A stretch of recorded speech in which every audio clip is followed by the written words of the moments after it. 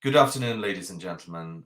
My name is Arkady Ostrovsky. I'm the Russian Eastern Europe editor, The Economist, and I'm very sorry not to be with you today. I very much wish I could be at this important conference. But actually, what's keeping me away from Vilnius is related to the subject of my talk, which is about what's happening in Russia, the importance of having Russia policy, and looking into the future beyond Vladimir Putin's rule.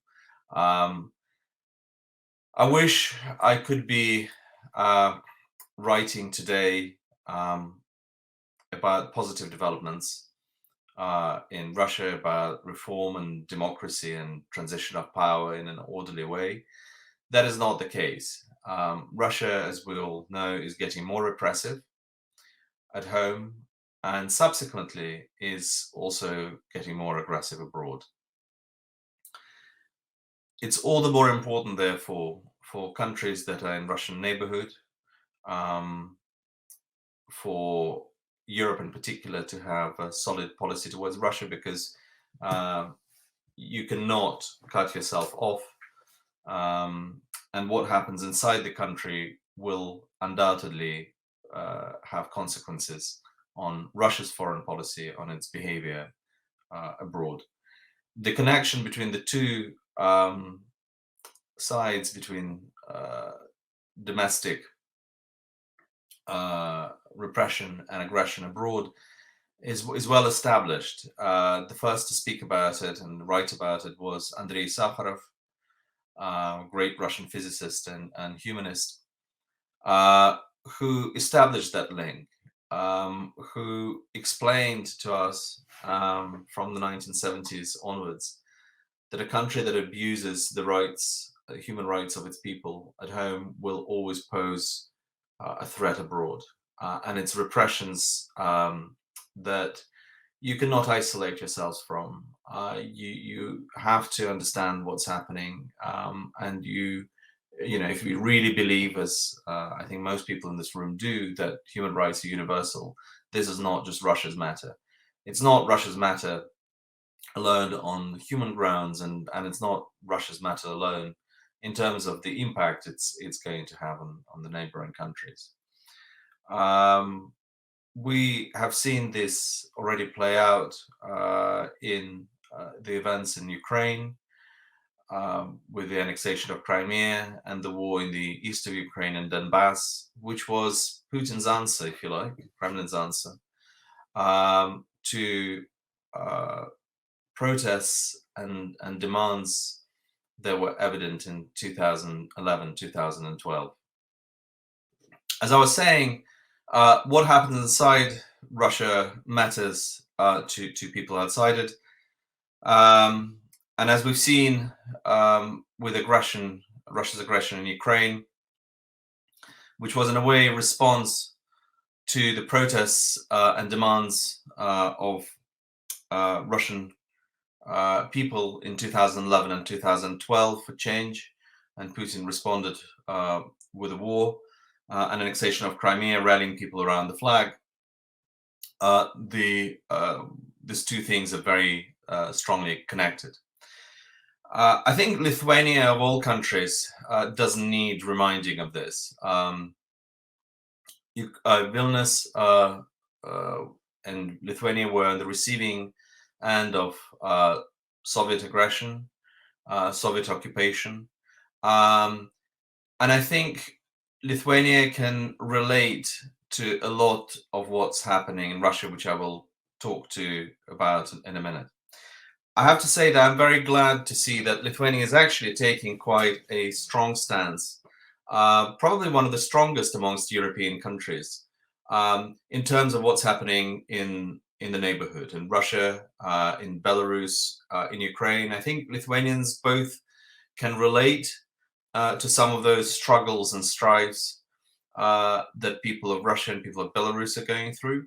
But also, it is a pragmatic policy. Lithuania is, you can't recarve the map. Lithuania will continue to live next to Russia, and so having a solid Russia policy is very important.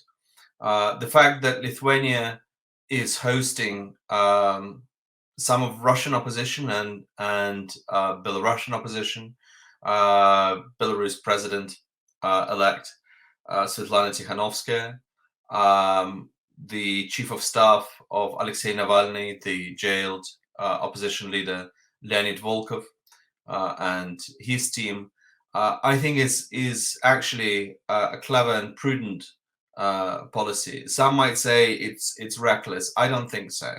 I think it's good for Lithuania, both in terms of it's not that Russia just needs Lithuania's help. I think what Lithuania is doing and the help it's providing is vital for Lithuanians' own self-consciousness, and it's a good investment for the future. I know that at this point in time, it's very difficult for anybody to think about Russia beyond Vladimir Putin. He's just changed the constitution, which allows him to stay in power effectively indefinitely. He's starting to rule mainly through repression and violence. In the past, it was economic improvement. That was the first decade of Putin. The second decade was much more about propaganda. Now it's about violence and repression. This suggests that the regime is, however, running out of ideas. It's not running out of money, but it is running out of ideas, and it's running out of any prospects for the future. The repressions we see in Russia are not the result of the mass mobilization, if you like, of people. The good news is they don't actually excite Russian people. They're not cheered along. Russian population, if anything, is at the moment is in the state of a sort of a Greek chorus or observer trying to make its mind up, but it's certainly not on Putin's side, and we know this from decline in the popularity of Putin's party, of Kremlin's party, United Russia, the declines in Putin's own popularity and trust in him, which is partly driven by the internet, by YouTube. That broke the monopoly on information, which the Kremlin has held for decades. So the repressions is the way to hold on to power. It's the result of erosion of legitimacy, not increased legitimacy. And I don't think, therefore, they are sustainable. We don't know how long this can go for, but none of us have a crystal ball. But we know that tyrannies and dictatorships very rarely survive dictators and tyrants. So I think it's very important to look at the processes and understand them. To understand the processes and that are happening inside Russia and which are likely to bring in change. I think it has become a received wisdom in some Western capitals, including in Washington, that nothing in Russia is likely to change with Putin. That Russia somehow is stuck in this authoritarian, autocratic rule. That Russian people somehow are different. That Russia cannot be a non-empire, it cannot be a nation state. It will always behave aggressively towards its neighbors. I disagree with this strongly on two grounds. Start with the simplest political argument. Transition of power in Russia has never been a smooth affair, or very rarely has been a smooth affair. Partly because of the weakness of the institutions and the lack of the procedure for the transfer of power. Every ruler that comes in starts with rejecting the legacy of his predecessor. If we look at Russia's recent history, we'll see it. If we look at Russia's more distant history, we'll see it. The regime or the dynasty might be the same. It might be Romanov's dynasty, it might be the Soviet regime, but each ruler comes with his own ideas, and those ideas are usually established by rejecting the predecessor. That was the case when Stalin died and Khrushchev came to power, and he started with denouncing Stalin. That was the case with Brezhnev, who came by deposing Khrushchev. After a succession of aged Soviet leaders, Gorbachev came to reject the legacy of Brezhnev. All they stayed within the same regime, the communist regime, but actually the country felt and was very different, and those who lived under the Soviet rule in Lithuania know this all too well. I think the same is likely to happen this time. Whoever will come to power after Putin, even if that person comes from within the system, will start by rejecting his legacy. That means that Russia is very unlikely, in my mind, to go into more oppressive, into more imperialistic way. It's much more likely that whoever succeeds Putin will want to normalize relationship with the West, will want to turn back to Europe, which has been central to Russian identity for centuries, and perhaps pivot away from China, which is not a natural position for a not natural alliance for Russia to be in. So I think that's one reason that investing in the future, the next generation of Russian elite, is so vital. I think the time will come, as I said, we don't know when this elite will want to look towards the West, and knowing these people, investing in those relationships now, investing in the study is extremely important. The second reason I think the change is likely to occur is that Russia, again, because of the weakness of institution, moves in generational shifts. Generations matter everywhere, clearly, but again, in developed democracies, the generational impact is mitigated, if you like, by institutions. In Russia, generations matter a great deal, and each generation, again, comes with its own set of values and ideas, which are usually different from the previous generation. Children always reject their parents and often embrace the ideas of their grandparents. The people of Gorbachev's generation rejected the legacy of Stalinism and embraced the legacy of the what they considered to be the true Bolsheviks. The old Bolsheviks who often were actually their biological grandparents of the reformers of the Perestroika. The generation that we observe in Russia today is no different. The young generation that we observe in Russia today is no different from the generation from its counterparts in the West. What these people want most of all is not material goods. They have them already. What they crave most is fairness. What they crave is self-fulfillment. They have completely different markers of success. To be successful today in Russia is to have good education. To be successful today in Russia is, like in the West, is to do some public good.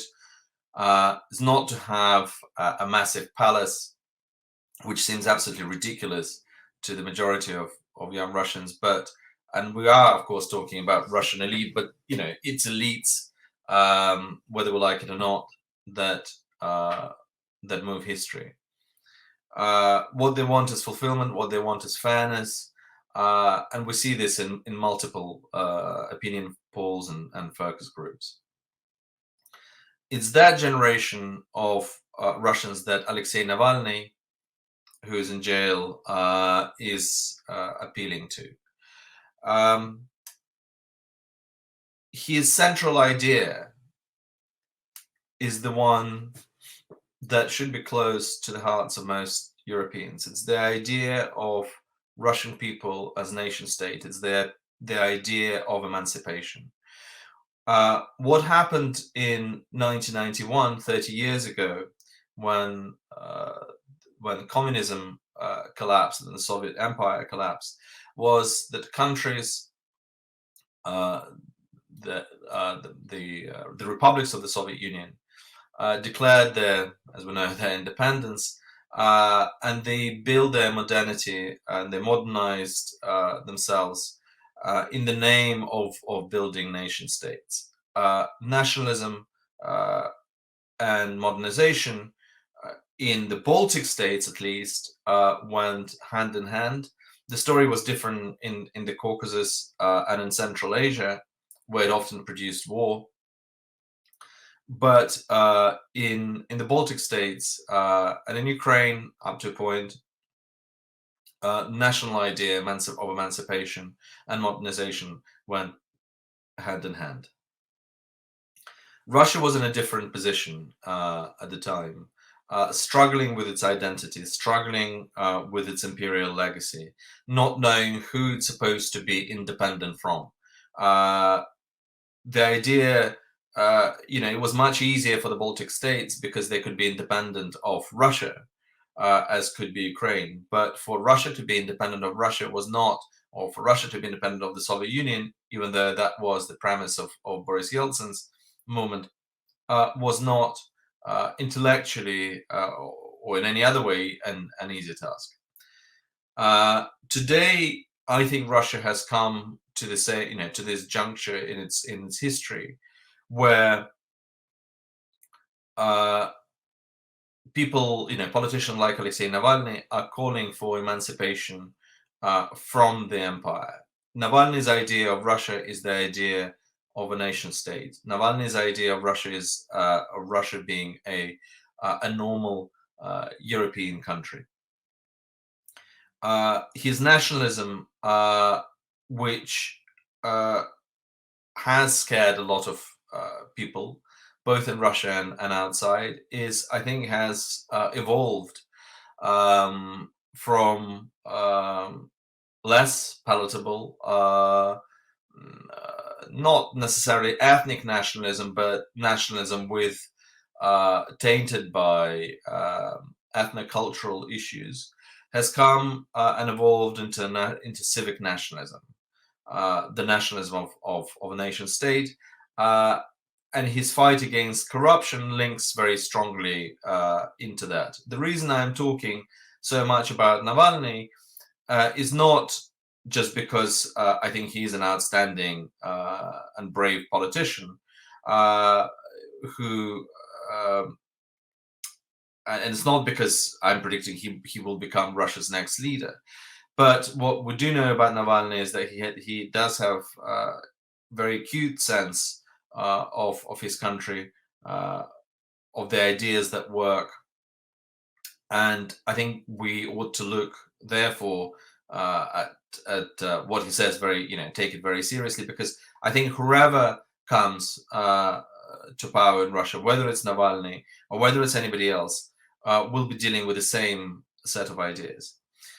So the idea of Russia as a European nation state, a successful modern nation state, is the one that I think is going to be dominant in the post-Putin era. How Putin's rule, as I said, is going to end, we don't know.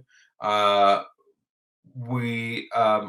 certainly think that Russia has sadly passed the point when the peaceful transition of power is possible. I think in a way, Russia is in the state of this latent civil conflict, if you like, between uh, the Kremlin, the security services, um, people who can hold on to power only through repression and only by forcing the idea of empire, and uh, Russian people living in big cities, the urban middle class who comes out on the streets of Moscow in protest despite the threat of being beaten up or arrested. Um, it's a difficult moment for Russia. It's the moment when I think Europe should not try to cut itself off, but should try to help, both for the sake of people in Russia, young people in Russia, but also for its own sake. As I said at the beginning, I think Lithuania is actually in many ways leading the way in hosting Russian opposition and talking to, uh, in understanding that uh, Putin is not the whole of Russia is not even the main part, is not even the majority of, doesn't represent the majority of the Russian, however much he would like to persuade us of that. And engaging with the Russian society at this moment is incredibly important. You can, of course, invest, as Lithuania has rightly done, and the countries, the Baltic states and Eastern European countries have done, rightly invest in defenses, building building up its building up on the NATO alliance is important, but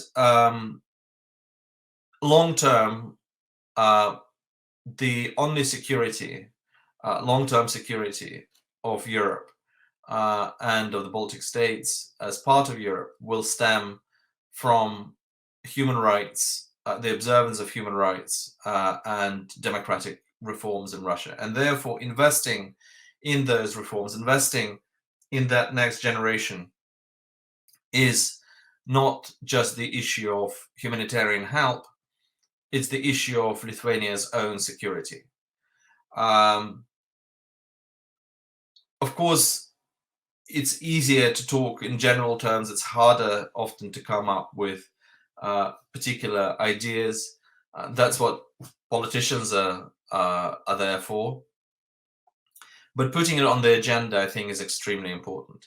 Investing in Russia's education, investing in a university that will strengthen the ties between young Russian people and people of Ukraine, people of Lithuania, people of Belarus,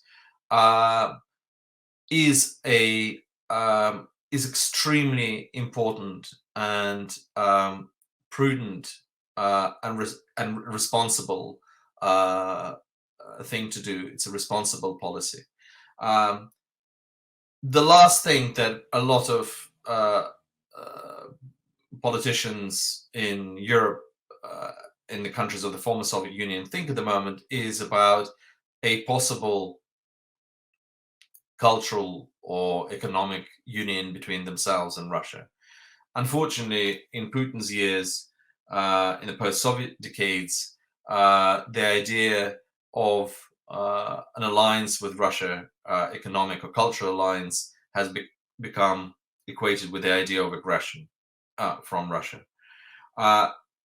If we use our imagination and think 10, 15 years ahead, 20 years ahead to post-Putin Russia, I think the idea of links and connections between young Russians who've been educated, would have been educated in European capitals, and Europeans is not at all impossible.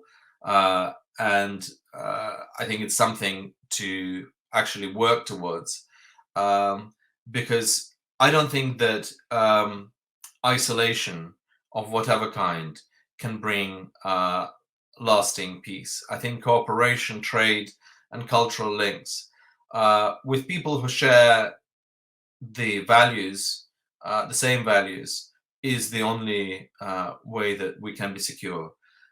Investing in those values, helping Russian people who can't at the moment get the right education inside the country.